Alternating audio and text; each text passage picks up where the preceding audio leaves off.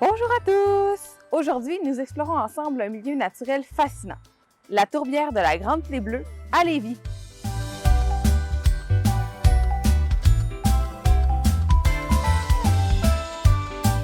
Une tourbière est un milieu humide, tout comme les marais et les marécages, qui est créé par l'accumulation de la tourbe. Celle-ci est issue de la décomposition de plantes mortes.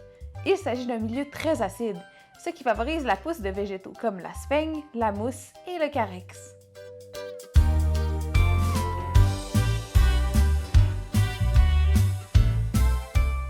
La Grande Clé Bleue est une tourbière de 15 km² située à proximité de Lévis. Elle aurait commencé à se former il y a environ 9500 ans, lors du retrait des glaciers.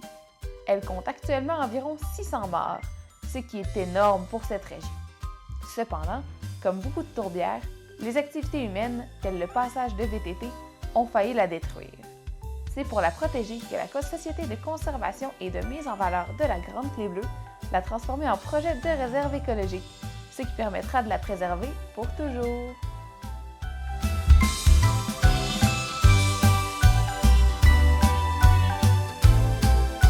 Commençons par la flore.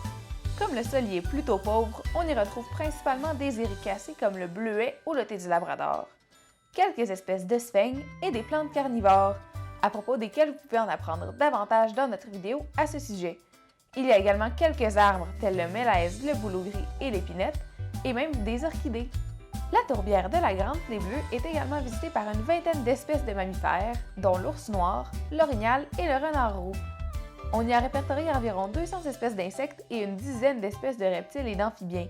Finalement, plus d'une centaine d'espèces d'oiseaux y ont été observées.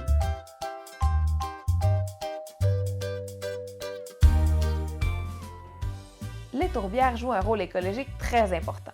En effet, elles forment plusieurs niches écologiques, ou milieux, plutôt rares, ce qui permet à plusieurs espèces en danger de se développer, alors qu'elles n'auraient pas pu le faire ailleurs. De plus, elles sont particulièrement importantes pour contrer le réchauffement climatique, puisqu'elles conservent plus de carbone qu'elles n'en libèrent. En effet, elles contiennent le tiers du carbone contenu dans les écosystèmes terrestres sur la planète. En les détruisant, on libère donc tout ce carbone, ce qui ira contribuer à l'effet de serre et donc au réchauffement climatique. Et voilà, c'est tout pour cette capsule! N'oubliez pas de nous suivre sur les réseaux sociaux et de vous abonner à notre chaîne YouTube pour plus de vidéos à caractère écologique et scientifique.